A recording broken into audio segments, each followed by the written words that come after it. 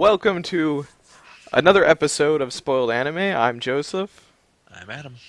and we're doing Claymore. Yay! So Adam's going to do the setup, and then we're going to try our new streamline approach. So we'll go into that. Yes. Keep short, sweet, to the point. And so we have Claymore, which was created in 2007. Uh, it is a dark fantasy story following essentially a tale following a few female leads. One in particular is Claire. She is part of these groups known as either the Claymores or the White Witches, or a couple of different names they have for them in this series. But essentially, they're monster hunters, demon hunters. Um, they go around protecting the towns, collecting their due, getting a little money here and there, and giving it back to their organization, or however.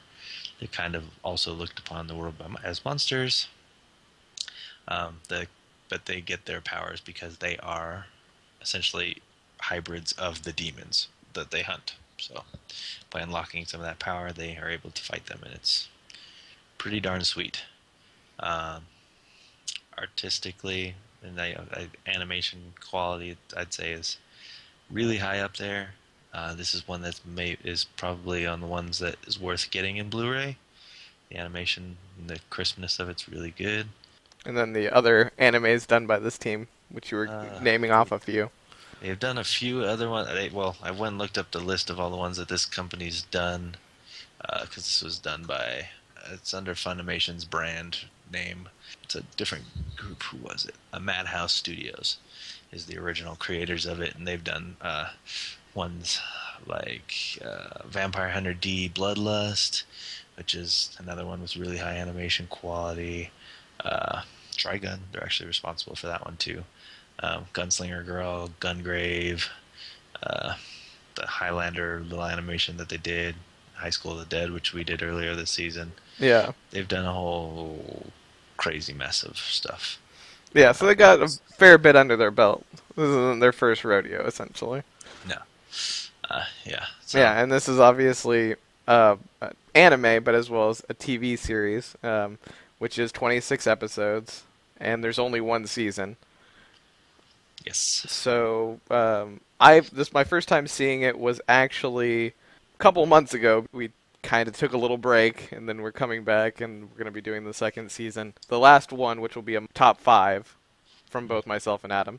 So we're going to be doing those. But so my first watch of it was 2013, and My first time watching this one was probably back in 2010. Was when I saw it. I was still in the military at the time. I saw it and I was like, damn, this animation's good. yeah, it has amazing animation. So we still are going to do our yays and nays, but now we're going to do them a little bit later, obviously. And this was a yay for me because I really thought it was good quality, had a very interesting story, and yeah, it was just very enjoyable. We'll go into in-depth in a couple of seconds here. So definitely say it is worth watching. I too give it a high thumbs up. This is definitely one I would suggest to a lot of different people. I mean, if for nothing else, then it's stunning visuals. Also, just the story's good. It's good action, and yeah, it's good. It was a very good one overall. It was one that was suggested to me by a guy who was working at the anime store at the time that I went to. So it's good stuff. Very nice. Okay, so we're going to do the in-depth discussion now. So we're going to talk about our favorite characters, moments, plot, and all that stuff. So if you haven't seen it yet and you don't want us to tell you about that, turn this off, go watch it, and then come back, and you can kind of hear our synopsis over it. So let's break that down right now. For favorite character or episode or both. So you go ahead and go first, and then we'll jump in. I think for me, overall, my favorite characters. I mean, even though she only really gets appearance in the show as the main character's kind of mentor and savior at the beginning, is probably Teresa. She was the of the Claymores, who you find out there's 47 of them. at any given time, and of those 47, there, whatever number you are is essentially the power you are. So if you're number one, you're top dog, which is what Teresa was, and she is like overwhelmingly more powerful than any of her, uh, compatriots. And actually, part of the story is they send what numbers 2 through 5 after her, and she still houses all of them, and just it's pretty awesome. Yeah, But which shows you how much of a jump there is between each number.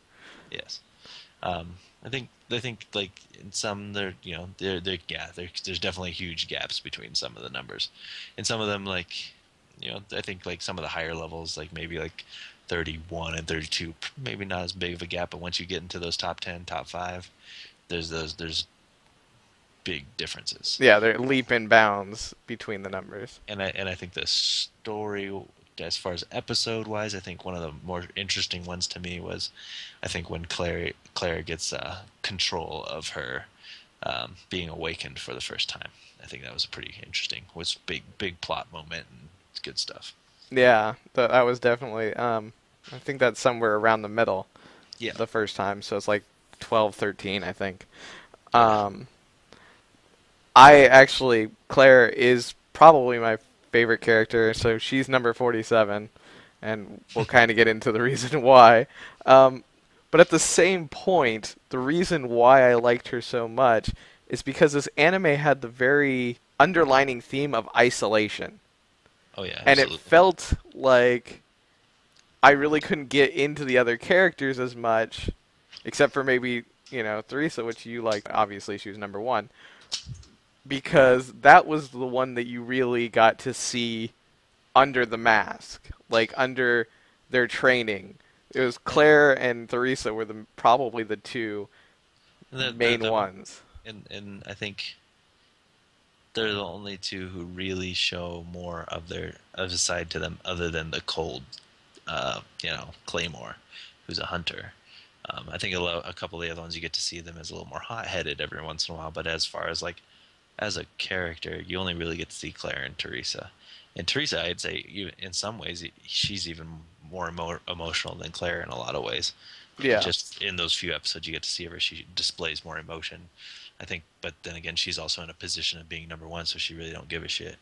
She's like, I do what I want because no one else can stop me. yeah, and So I really wanted my favorite character to be Rocky, but the problem with Rocky was he's bitch made.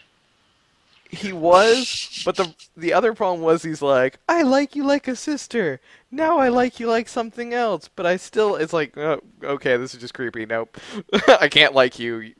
You aren't manning up one way or the other. I think yeah, I think Rocky's there kind of to be that human tie to the story, and to Claire is she's that he's the tie to this as far as that goes. But I I like him, but I don't. He kind of steps up towards the end, which is good and kind of I think allows me to accept him a little bit more. Yeah, But to me, he's that lingering kid who's just around for some stupid reason. Like in Iron Man 3, the kid who shows up, I fucking hate that kid. yeah, exactly. It's stupid.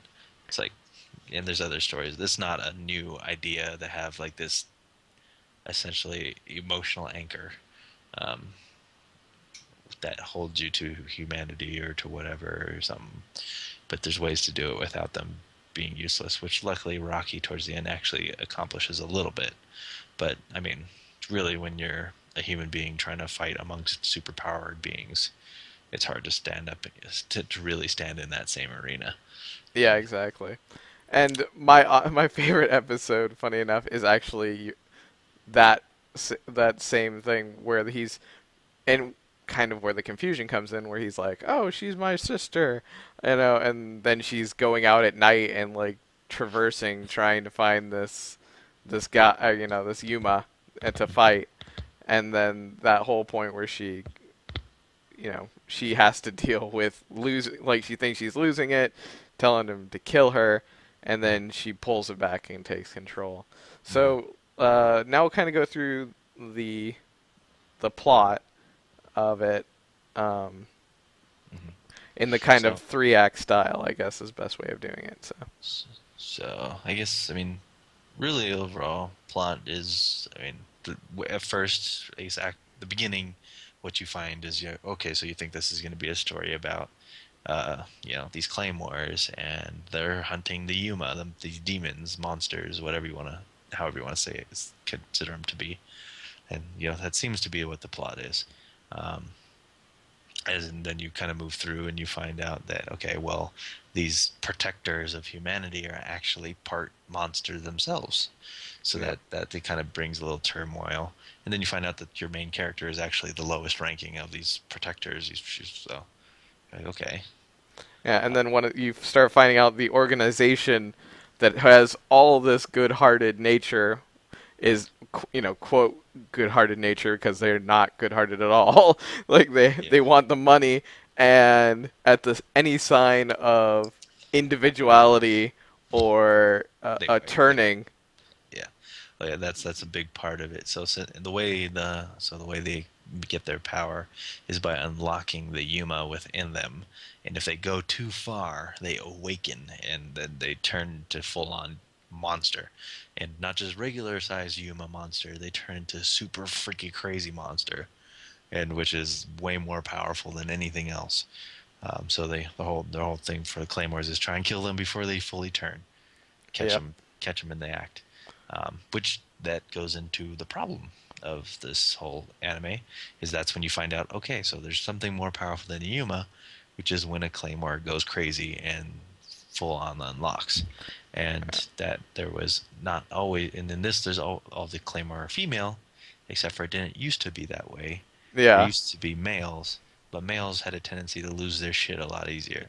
Yeah, So because it was like the pride. They're like, oh, we're so great, and apparently pride was a great way between aggression and pride to set them off, which was yeah, just horrible.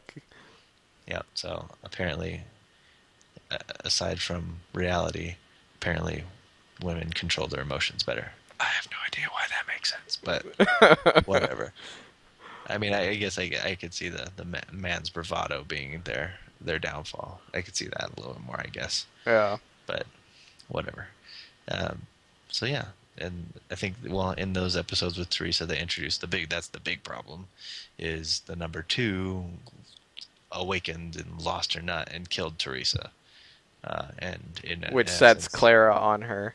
sets Claire on her path and also her path to become a Claymore because she was just human at the time. But she doesn't become a normal Claymore. She's not a hybrid from a Yuma. She's a hybrid from Teresa. So she doesn't have a full-on Yuma power, but she has the most powerful Claymore in her.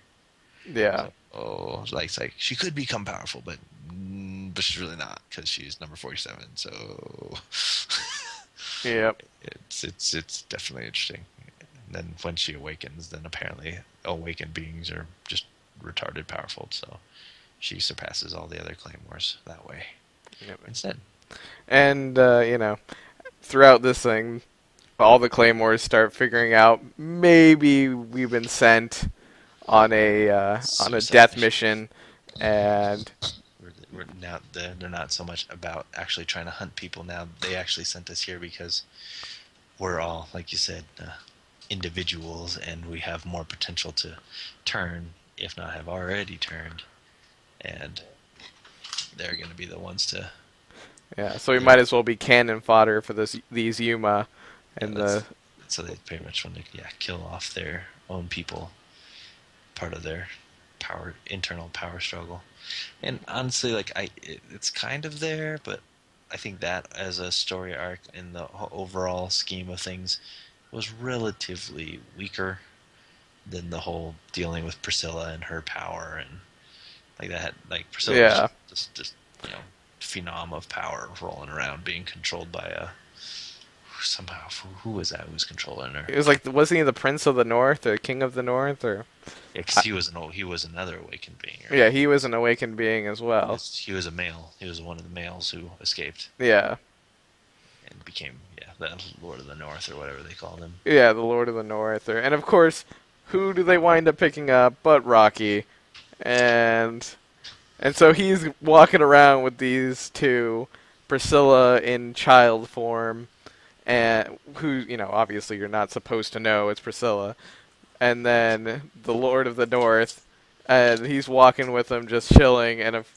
she gets a craving, finds a guy in a cave and kills him and starts eating him, and Rocky's like, somehow okay with this. Yeah. And he's like, I will continue going with you because she looks like a child. And then Claire and Priscilla proceed to beat all hell out of each other. I go with the logic of I'm attracted to you, so I'm gonna overlook this psychotic break of yours. Yeah, I've already done it for Claire like a couple of times. All right, I guess we can do it again because you're a little kid. And then of course he's giving her the piggyback ride, and I'm sorry if I just saw someone strip the flesh from another human being. Piggyback ride would be the least of some way down on the totem pole. I'd be like, you just walk ahead of me, preferably by 30 feet. It's not gonna really matter because you're probably super fast and you're just gonna kill me anyway. But I would at least like a half of a blink to believe that I'm safe. So we'll Yeah. leave it at that. And that essentially is the closer, is them going, we're going to leave the organization and we're going to start our own thing or whatever. For sure. Women Yeah. Power Incorporated. I got nothing. Yeah. They're gonna go off and just do whatever they want. Essentially, but they're generally good people. So the way they leave you to believe is like they're gonna go off and continue to do good, just not under the banner of the organization anymore. Yeah, and this is not something I would recommend jumping into the middle. You want to start completely at the beginning. Like, Yeah. you This is definitely a one you gotta watch it and get the story because you will jump in the middle. You're like, what the hell is happening? Sure, you might be able to enjoy the action and stuff like that, but you won't know what the hell is going on story wise unless you were there from the beginning. exactly.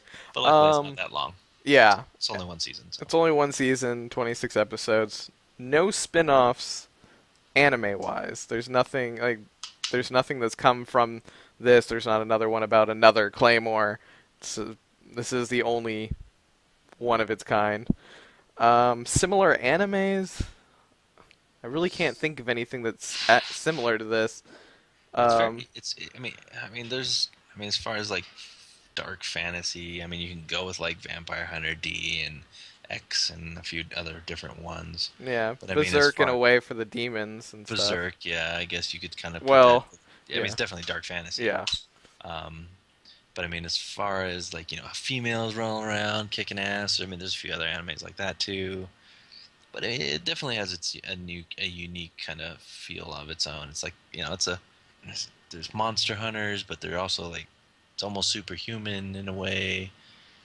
Um, but like you said, it is very linear. So there's a lot of so Berserk would be a good dark fantasy to spin off to. X would be another one, I think. There's a couple. Any other of the other fantasy ones. Lodos might be an okay one to kind of another kind of, but that one's different. Not definitely. That one's just a straight spin-off of Dungeons and Dragons campaign, but whatever. yeah, yeah, This is yeah. exactly.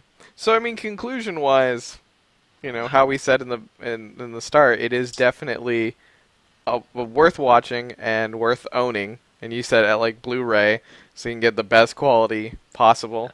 This is one that a lot of animes out there that have Blu-ray copies that, in my opinion, it's like the anime was made in the '80s. It's not going to be worth Blu-ray, but it's just the details not there. Yeah, exactly. You're not going to buy a Blu-ray.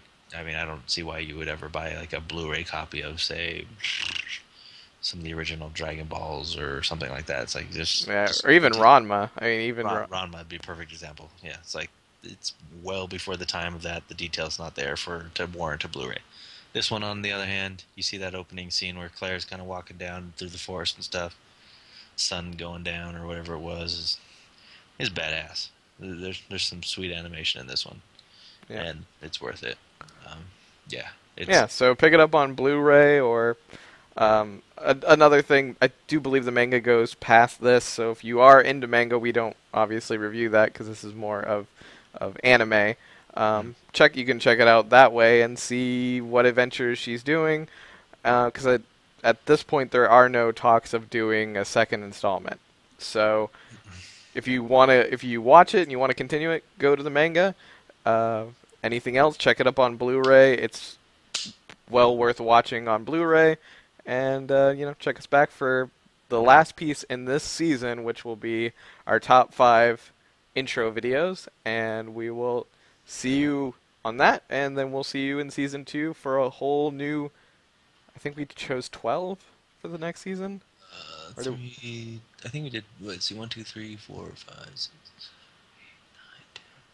Is it 12? Yeah, it might be 12. Looks like 12. all right, so join us for the next season for another 12, and yeah. Thank you for watching. And without you, me and Adam are simply talking to ourselves, which wouldn't be so bad because we do enjoy each other's conversations, but we enjoy being able to share our enjoyment for anime. So thank you for watching. And if you ever have a question for us, just leave it in a comment. We'll try and get to it in the next episode that we do. Indeed. All right. See you guys on the next one. Later.